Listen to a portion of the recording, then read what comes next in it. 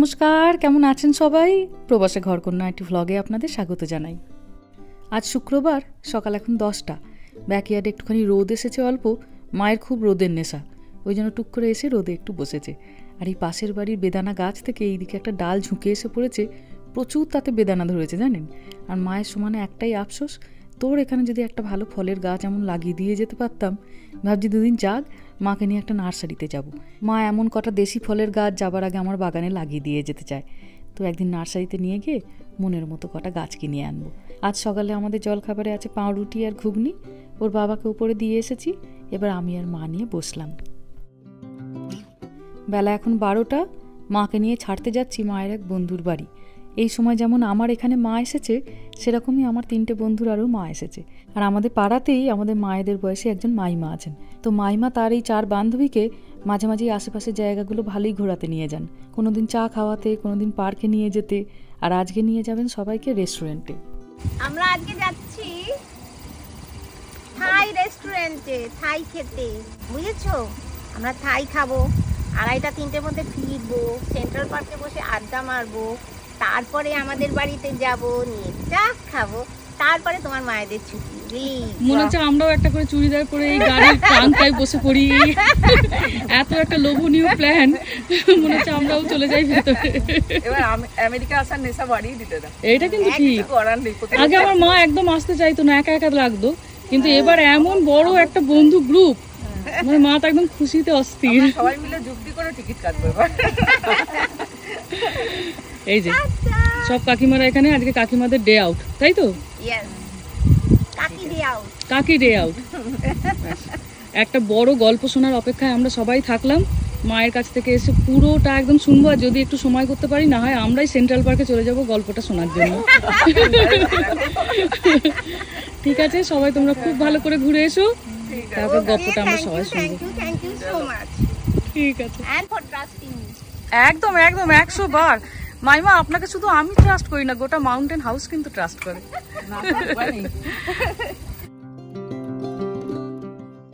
মাকেই বলুন বা কাকিমাদেরই আজ সবাইকে ভারী খুশি দেখাচ্ছে। বয়স যার যতই হোক না কেন, বন্ধু সকলেরই ভারী পছন্দের। আর মাইমা মানুষটি ভীষণ আন্তরিক। পাড়ার বিভিন্ন পুজোতেও হয়তো আপনারা ওনাকে দেখেছেন। শুধু আমাদের এই মাদের নয়, পাড়ার মেয়েগুলিকেও উনি ভারী আদর যত্নে আগলে রাখেন। চলুন, মা যখন রেস্টুরেন্টে যাচ্ছে, আমি আজকে বাড়িতে একটুখানি চিকেন বার করে এসেছি। আমরাও দুপুরে আজকে মাছের ঝোল খাবো না, জমিয়ে আজকে বাড়িতে আমিও একটা চিকেন করব। তারপরে মা ফেরত এলে মাকে নিয়ে যাব একটুখানি বাজারে। একটা ভালো মায়ের জ্যাকেট কিনতে হবে, আস্তে আস্তে ঠান্ডাটা বাড়ছে তো। চলুন এবার বাড়ি ফিরি। এই যে বাড়ি চলে এসেছি। একটু গাড়িতে পাম্পটা কম দেখাচ্ছিল, ওই জন্য ওর বাবাকে বললাম, সে তখন একটু পাম্পটা ওই জন্য দিয়ে দিচ্ছে। দুপুর এখন 1:30, যাবো একটু পরে ছেলে মেয়েদের আনতে। এই যে এখানে আমার চিকেন তৈরি হয়ে গেছে। হায়দ্রাবাদি চিকেন কষা করেছি, খুব ভালো করে কাঁচা লঙ্কা আর কারি পাতা ফোড়ন দিয়ে তারপর কষিয়েছি। আজকের একটু জল দিইনি। আর এই চিকেনটা খেতেও হয় দুর্দান্ত ভালো। এখন আমরা খাবো, আর বাটি করে মায়ের জন্য খানিকটা তুলে রাখবো। রাতে মা রুটি খায়, এই চিকেনটা রুটি দিয়েও ভারী সুন্দর লাগবে। সন্ধ্যা এখন 6:30। ওর বাবার অফিস হয়ে গেছে, ছেলে মেয়েরা তো স্কুল থেকে চলেই এসেছে। যাচ্ছি এবার সকলে মিলে কসকোতে। সপ্তাহের বাজারও করব, আর মায়ের একটা জ্যাকেটও কিনবো।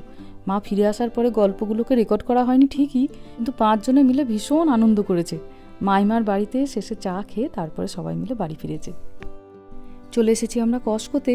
কসকোর ভেতরে ঢুকতে না ঢুকতে এই দেখুন জ্যাকেটগুলো রাখা আছে।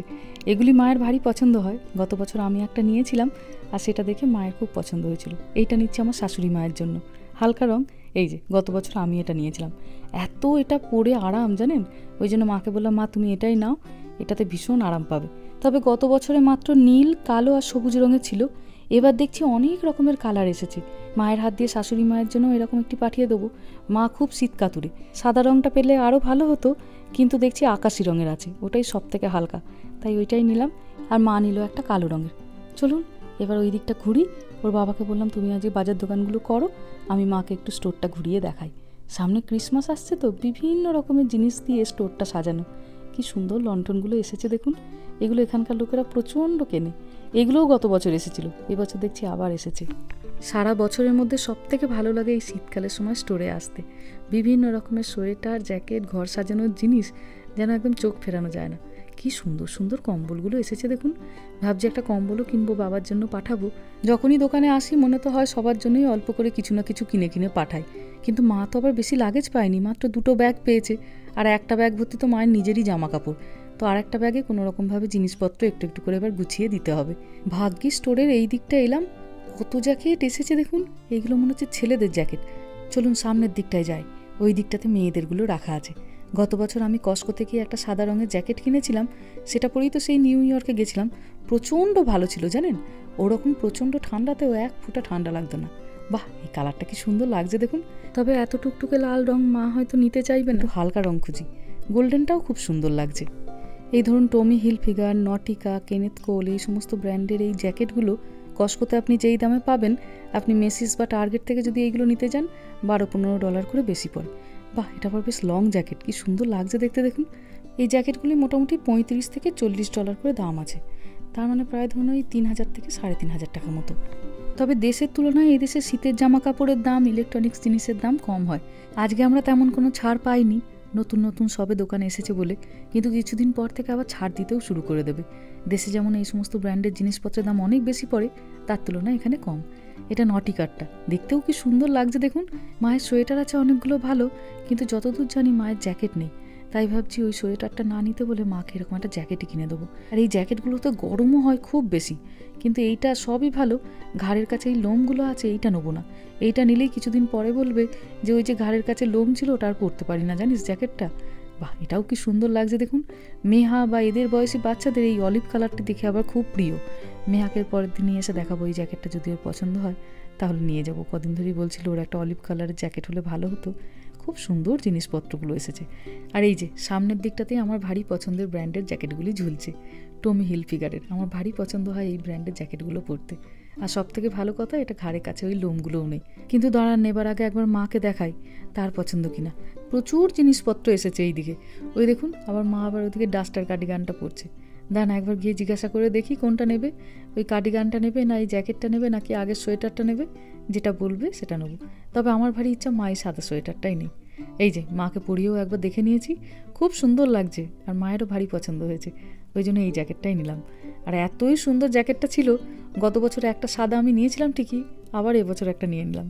তো চলুন, এবার তো মোটামুটি বাজার দোকান এই দিকটা হয়ে গেছে। দোকানে আপনি যতই ঘোরাঘুরি করবেন, একটা না একটা জিনিস আপনার সবসময় মনে পড়তেই থাকবে, আর এটা তো শেষ হতে চললো আর ওটা তো শেষ হয়ে গেছে। তো কলাটা শেষ হয়ে গেছে আর দইটা প্রায় শেষ হয়ে যাবে। ওর বাবাকে তাই বললাম, ওর বাবা তাই আবার আনতে গেছে। আর মাকে আমি ততক্ষণে স্টোরটা একটু ঘুরিয়ে ঘুরিয়ে দেখে নিচ্ছি। বিভিন্ন রকমের এখানে এই ক্রিসমাসের ফ্রন্ট ইয়ার ব্যাক ইয়ার সাজানোর জিনিসপত্রগুলো এসেছে, কি অপূর্ব সুন্দর লাগছে দেখুন। বছরের এই একটিবারই স্টোরগুলো এই সমস্ত জিনিসগুলো দিয়ে সাজিয়ে তোলে। ক্রিসমাস যেহেতু এদেশের মানুষের প্রধান উৎসব, এক একজনের বাড়িতে এত বড় বড় ক্রিসমাস ট্রি থাকে, প্রায় 15 ফুট 20 ফুট লম্বা, জানেন। সেই সমস্ত বড় বড় ক্রিসমাস ট্রিগুলো সাজাতে গেলে তো বড় বড় অর্নামেন্টস দরকার, ওই জন্য এখানেই বড় বড় অর্নামেন্টসগুলো বিক্রি হচ্ছে। আর এগুলি ছোট বাচ্চাদের জন্য ক্রিসমাসের গিফট। এগুলি দেখে মনে পড়লো আমার বাচ্চাদের জন্যও তো কিনতে হবে। লম্বা একটা গরমের ছুটির পরে যখন এখানে বাচ্চাদের স্কুল খোলে, তারপরে আর খুব একটা বড় ছুটি পড়ে না, একদম বড় ছুটি পড়ে ডিসেম্বরে এই ক্রিসমাসের সময়। তাই মাকে নিয়ে খুব একটা দূরে কোথাও আমরা যেতে পারছি না, কিন্তু আশেপাশের জায়গাগুলো শনি রবিবার হলে নিয়েই মাকে বেরিয়ে যায়। আর দোকান বাজারে তো সপ্তাহে 2-3 বার করে আসি, তো দেখছি ভারী খুশি। আর যখনই বলছি মা তোমায় দূরে কোথাও বেড়াতে নিয়ে যেতে পারলাম না এবার, তখন একটাই কথা, যে এতদিন যে তোদের সঙ্গে এসে থাকতে পারছি, নাতি নাতনিরা যে আমার কাছে আছে, এটাই আমার সব থেকে বড় পাওনা। যাই হোক, এই সময়টাও মা খুব এনজয় করছে জানেন। মেহার আমাকে খুব বেশি তো মা পায় না। বাবা, এই স্নোম্যানটা কি সুন্দর লাগছে দেখুন। দূর থেকে আমি খানিকক্ষণ ওর দিকে তাকিয়ে এলাম, কিন্তু এতটাই এটা মিষ্টি, এর কাছে না এসে পারলাম না। মনে হলো একবারটি একে ছুঁয়ে দেখি।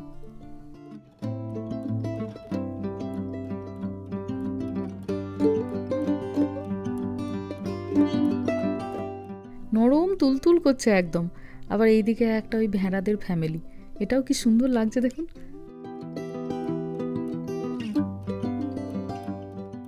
আস্তে আস্তে মায়ের যাবার দিনগুলো একদম ঝড়ের মতো এগিয়ে আসছে। ভাবলেই যেন মনটা এক নিমিষে কীরকম মোচড় দিয়ে ওঠে। কিন্তু ও কথা ভেবে মোটে এখন দুঃখ পাবো না। যে কটা দিন আছে সে কটা দিন আরও বেশি করে আনন্দ করে নেবো। এখান থেকে একটু পিৎজার প্যাকেট নেবো, তাই এই দিকটা একবার এসেছি। আর নেবো একটু কফিও, শীতকাল তো একটু কফি খেতে সকালবেলাটা ভারী ভালো লাগে। চলুন এবার বিল করাই, তারপর বাড়ি ফিরি। কেমন চারিদিকটা ঘুটঘুটে অন্ধকার হয়ে গেছে দেখুন। তবে রাতে গিয়ে আজ আর রান্না নেই, চিকেন তো করাই আছে, গিয়ে শুধু রুটি সেঁকবো কটা। যাই হোক, চলুন ধীরে সুস্থে এবার বাড়ি ফিরি। ভিডিওটাও তাহলে আজকে এখানেই শেষ করছি। সবাই ভালো থাকবেন, সুস্থ থাকবেন, সাবধানে থাকবেন। আর ভ্লগটা কেমন লাগলো সেটা আমাকে অবশ্যই কমেন্টে জানাবেন। ভালো লাগলে একটা লাইক করে দেবেন। সবাই ভালো থাকবেন, সুস্থ থাকবেন, সাবধানে থাকবেন। দেখা হবে খুব শিগগিরই পরের একটা ভ্লগে।